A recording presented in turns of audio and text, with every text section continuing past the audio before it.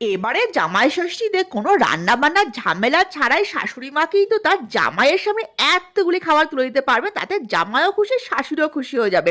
তো চলো এই ভিডিওতে তোমার সাথে শেয়ার করো কোথায় গেলে তোমরা এতগুলি খাবার পাবে।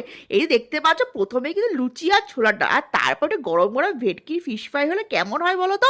আর তারপর চলে আসে সাদা ভাতের সাথে একটু মুগের ডাল, ঝুরঝুরে আলু ভাজা, লম্বা লম্বা বেগুন ভাজা।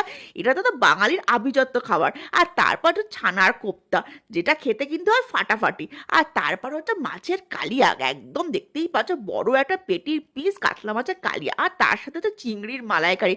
বাগদা চিংড়ি না গলদা চিংড়ি কোনটা তোমাদের ভালো লাগে জামাইয়ের জন্য, তো অবশ্যই তোমরা কমেন্টসে জানিও।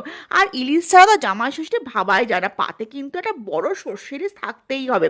আর তার সাথে হবে চিকেন। আর চিকেনে যদি এত বড় একটা পিস হয় তবে কেমন লাগবে একটু বলো তো।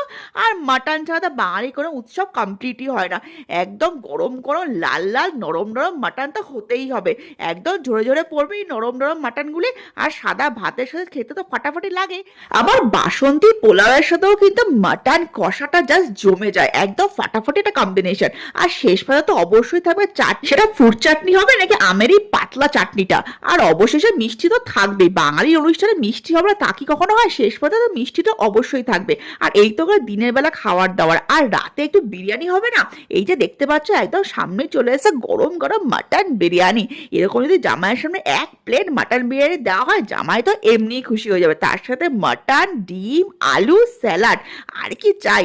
এর থেকে বেস্ট কম্বিনেশন কি আর কিছু হতে পারে জামাই ষষ্ঠীতে। আর এত খাবার তোমরা কোথায় কোথায় পাবে সমস্ত ডিটেলস কিন্তু আমি ডেসক্রিপশনে দিয়ে দিয়েছি, অবশ্যই এবার চেক আউট করে নিও। আর লাচ্ছা পরাটার সাথে মাটনের এই প্রিপারেশনটাও কিন্তু খেতে ব্যাপক হয়, তোমরা চাইলে এই অপশনটাও রাখতে পারো। এবার ঝটফট করে মেনুটা ঠিক করে অর্ডার করেই ফেলো জামাই ষষ্ঠীতে। ও হ্যাঁ, শেষে কিন্তু কোল্ড ড্রিঙ্কস আর হজমোটা মাস্ট, এত খাবার তো হজম করতে হবে তাই না।